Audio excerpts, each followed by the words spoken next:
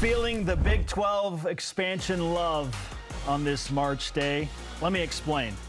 Back on Valentine's Day, we were joined by CBS Sports' Dennis Dodd, and at that point, again, shocker, we were talking about what's going on with the Pac-12 and their TV deal, and is the Big 12 ready to take advantage if that TV deal is not good and poach some teams from the Pac-12?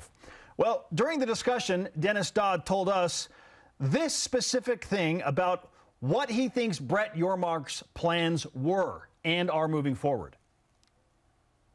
And I think Brett Yormark and the Big 12, a lot of this now is just sitting back and waiting for some of these schools to shake loose and maybe get nervous and call him and say, hey, we don't have a deal. We're significantly down the line. We're about to go to 16 months before our contract expires. We don't have anything done yet. Do you have room for us? I think that's his play right now.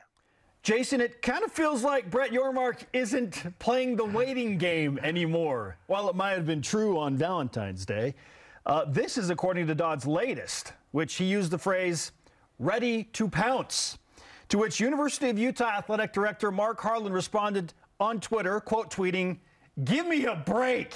I love the drama." All right, Jason, with all of the conversation out there and everything that has transpired over the past few weeks, let's discuss this from a BYU fan point of view now. Do you, simply you, yes, want the Four Corner schools to join the Big 12 Conference? So to answer the question as you presented it, you asked if I want the four schools that represent the Four Corner schools. Arizona Yes. State, Colorado, and Utah. In its entirety, no, I do not. I am cool with 3 of the 4. I have never wavered in my opinion that I am perfectly fine with BYU and Utah going their separate ways and never being in the same conference again. I hate Utah. I am perfectly fine with that. I have been before BYU even got in the Big 12. That's how I believe. And look, I'll put it into, real world, an application this way. So you're dating somebody, and you sort of have some of your ups and downs, but it's overall it's a good relationship and it works well for both of you. Okay. Then you find out, this may be on rocky soil here, right? So you start to panic, like, oh my gosh, I don't know how I'm going to survive. This is all I know. This is good. I don't know how am I going to do this on my own. Then you break up, and at first it really stinks, but the longer you go, you know what? I'm doing all right. Okay. It's not as bad as I thought it was. I can do this. That's the situation. I am perfectly fine with Arizona, with Arizona State, and with Colorado. I have no problem saying I would rather BYU and Utah go their separate ways and not be in the same conference. That's my take and how I feel. I realize that may be in the minority, but I'm perfectly fine with Utah doing whatever Utah's going to do. Stay in the Pac-12, go to the Mountain West, whatever is on their horizon, you do that, we'll do what we're going to do. Let's play the Back to the Future game and hop in the DeLorean with the 1.21 gigawatts, Jason. Before social media really exploded, before the Twitter game, before Instagram, before Facebook really took hold, would you still feel the same about BYU and Utah in the same conference right now? Like, if you could go back and you didn't deal with the toxicity of social media, would you feel differently about the conference and coming back together? Yeah, probably. I think that's a huge factor in all of this. I agree with you, and I also think the way that it appears that there were quite a few things blocked by Utah that has kept BYU out of a few things. I think that plays into it as well. Why would you want to throw a lifeline for someone that did not throw a lifeline to you? This is an interesting conversation because a lot of that is conjecture and a lot of that is hearsay on both sides for BYU and Utah. But that's all we have to go off of. And so I understand your frustration in that regard. Look, I'm not going to pretend like I'm all gung-ho about Utah potentially joining BYU in another conference. I do love the idea of a super meaningful November rivalry game in the same conference again. Because the victory in that regard is that much sweeter. Can you imagine if BYU and Utah were competing for, in some capacity, a Big 12 championship, and it came down to that game, and BYU wins that game? How much better does that make things, knowing that BYU denied Utah that and had the opportunity to win a share or the conference in some capacity? Like, that is special. That's what happened in 2006 within the Mountain West. John Beck to Johnny Harlan, the last play of the game, denied Utah and gave BYU the outright Mountain West Conference championship. It's a top 2 sports moment in my life. It was incredible, right? Yes. Because it's the rivalry. That's why it's top 2 moment in your life, because of the rivalry. But I'll give you, it was before the toxic nature of social media has just taken over the world, right? So again, I'm not saying, yes, I would love Utah in the same conference as BYU. I do love the idea of potentially huge rivalry games that would determine a conference championship. Yes. And I know that those are few and far between, and like I'm grasping at things there. But I don't absolutely hate the idea of Utah in the conference, because I feel like their product is good. I feel like they bring value to a conference wherever they would go. They've been the best in the Pac-12 in football in the past 2 years. They have some cachet right now. And so, again, beating that team, it matters. So if BYU beats Utah, knowing that they've done some great things over the past few years, great. So I have a mixed bag of emotions. As it pertains to Colorado, Arizona, and Arizona State, sure, come on over. In fact, I would love I think the Arizona schools have made a lot of sense for a long time. Rewind 8 years on this program. I went all the way back to 2015.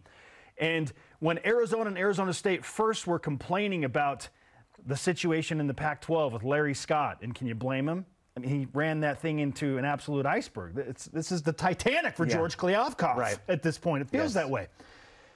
I knew Arizona and Arizona State were interested at that point. And I was like, yeah, like they belong in the Big 12. This is before BYU was even in the conversation. It's like, yeah, it would make sense for Arizona and Arizona State to join that conference. It's the geographical sense, like, yeah, for sure. But I believe that Brett Yormark wants a Pacific Coast school in there. Well, he's said as much. Yes. He wants to have somebody in every time zone to represent the Big 12. The other thing, like, there's so many different variables, and we really haven't even touched beyond just you mentioning Mark Harlan's tweet. That's not nothing. Give me a break. Wow. That's not nothing. Look, that is him. That's a very, for what he said, that is a big statement. Absolutely. If there's any truth to what Dennis Dodd is saying, I don't know Mark Harlan. I've never talked with Mark Harlan. I've never had any interaction with Mark Harlan. But from what I hear, good dude, honest guy, like people like him. I don't think he's coming out with that statement as definitive. It's sort of an ambiguous statement, but you get the meaning behind it. I don't think he's coming out with that statement if there's something to what Dennis Dodd is saying. So it's not nothing that he came out and said that. The other thing in the Dennis Dodd thing that really stood out to me, how many times do we, in these scenarios where you're talking about possibilities of this happening or that happening, but it's, you don't want to talk specifically about other people's conferences or players. What stood out to me was that you had 2 head coaches in the Big 12 currently that specifically referenced Arizona. Yes. Talking about Bill Self, and certainly with the news of Bill Self, speedy recovery, and hope everything's great with him. 100%. Obviously. But he said, quote, "Whatever there is to make our product better, let's do it. From a promotional standpoint, anything that is doable, Brett Yormark will do. Arizona is one we have to get." Wow. I mean, like, specifically mentioning a team. That does not happen very often. Then you have K-State head coach Jerome Tang saying, "That, to me, is the one we have to get. I've always thought the Arizona schools, Colorado and Utah, are a natural fit for us. Who doesn't want to visit Arizona?" I love Phoenix. I love Tucson. I want to visit Arizona. I would love to do so within a Big 12 conference context. When you have people, coaches, saying specifically schools that they would like, that doesn't happen very often. Jason, Arizona and Arizona State are the no-doubters for me. Like, makes perfect sense. Colorado, because they have the history with the Big 12 and because geographically they fit better in the Big 12 than they do in the Pac-12, although it would end potentially the Rocky Mountain rivalry. I'm just torn up about that. Look, that may be the reason why it all stays together. I think Colorado certainly wants to get back in the Big 12. I don't know. Does Brett Yormark care enough about history and Denver and just opening up another market? Maybe. And so he's like, yeah, come on in. I think he wants to, one, get to 16 teams. And I think, two, and maybe this is more important than one, he wants to be in all 4 time zones. Yeah. So I would not be shocked if, and this is reading off of what Mark Harlan tweets out. So a few things can be true here. People from those 4 programs can be in contact with Brett Yormark and his people in the Big 12. And there can also be some truth to the fact that Mark Harlan is maybe not involved heavily in those conversations. It could be a phone call between 2 head football coaches. Who knows? I mean, it could be Steve Sarkisian calling Kyle Whittingham and being like, hey, what do you think about joining the Big 12? Right. And Kyle Whittingham says, oh, I'm open to anything. Okay, that's like, oh, the conversations are ongoing. Maybe Mark Harlan is not heavily involved in this process. Look, university presidents are the ones that are going to make this decision, not athletic directors. Yes. They will certainly have the board input. of regents, the athletic directors, all that stuff. Mark Harlan's tweet tells me that Utah is not nearly as far down the road as Arizona and Arizona State in this. Yes. The first domino to fall, I would be shocked if indeed a domino does fall. I'd be shocked if it's not Arizona. And then Arizona State probably gets in line, and then maybe Colorado. But if the Big 12 really wants to get into the Pacific time zone, why not go after a basketball school, Jason? Yes, that's why Arizona makes the most sense. And why not go after Gonzaga? Yep. Why not? Now you're in the Pacific time zone, at least in basketball, and your biggest brand right now is the fact that you are the best college basketball conference in America. Football is king, I know. Well, I get it. That's why you have 2 basketball coaches talking about getting in Arizona. We're not talking about Dave Aranda, and Mike Gundy talking about this on the football side. It was basketball coaches. When Texas and Oklahoma leave, now your clear biggest product is the fact that you are the best basketball conference in America. So why not bolster it even more? Yep. Go, get into the Pacific time zone, get Gonzaga, get Arizona, Arizona State, and then maybe Colorado if you want to get to 16. Heck, I wouldn't even be opposed to San Diego State joining the Big 12 if you want to get into the Southern California market. Invite Gonzaga, San Diego State, and the Arizona schools and call it good. Or if you need to have all of the sports, fine. Gonzaga doesn't get in, they'll be fine. Bring in San Diego State, Colorado, and the Arizona schools. I know that's there too, but if Utah doesn't want to be in the Big 12, and it feels like they don't want to be, based on the athletic director's comments here, give me a break. It does feel like of all the schools, Utah is the one that really wants to make things work in the Pac-12. Why wouldn't they? Because once dominated once USC is gone, their path to getting to the top every year is easier. It's through Oregon and Washington. Yes, and who knows how long they'll be there. Okay. We haven't even talked about the possibility that that's really the top 2 targets. Utah has dominated. Why? Of course they wanted to work in the Pac-12. They've been the best in the Pac-12 in football for the past 2 years. Yep. I'm fascinated by all this. I'd be shocked if a domino doesn't fall, or if a domino does fall, that Arizona isn't the first one to go. I agree with you 100%. Makes sense. All right. With all the conversation out there that the Big 12 and Brett Yormark are ready to pounce if the Pac-12 TV deal is not good and things continue to be weird on the western part of the country in the college sports front, we ask this question. Do you want the 4 corner schools in the Big 12 conference? Straight up, do you want the 4 corner schools, Arizona, Arizona State, Colorado, and Utah?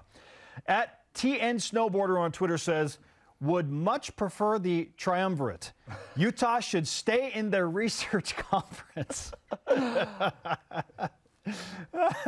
a fan base, from the amount of crow that would need to be eaten from the Ute fans if they went to the Big 12 would be delicious. Our good friend Sane Kim on Twitter, one of the good people on Twitter actually said, Utah fans, 1, we'll never join that truck stop conference. Also, Utah fans, well, if we do join the Big 12, we'd win it in year 1. I love it. It is great. # BYUSN to join the convo.